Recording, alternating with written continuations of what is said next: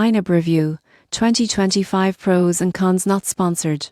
You won't believe how budgeting apps have changed in 2025. INAB, or You Need a Budget, promises proactive financial management and improved savings, but is it really worth it? The surprising truth is mindset. Most people get this wrong by thinking budgeting apps just track expenses. INAB focuses on giving every dollar a job, helping you prioritize spending, pay off debt, and build savings. This approach creates financial awareness and long-term control. One major advantage is simplicity and guidance. You won't believe what happens next when you see INAB offers easy-to-use mobile and desktop apps with educational resources, tutorials, and live workshops. It automatically syncs with your bank accounts while allowing manual adjustments for cash or special transactions. The app emphasizes proactive budgeting. Instead of reacting to overspending, you plan ahead, which encourages intentional financial decisions. Reports and goal tracking help measure progress, making it easier to stay motivated and accountable.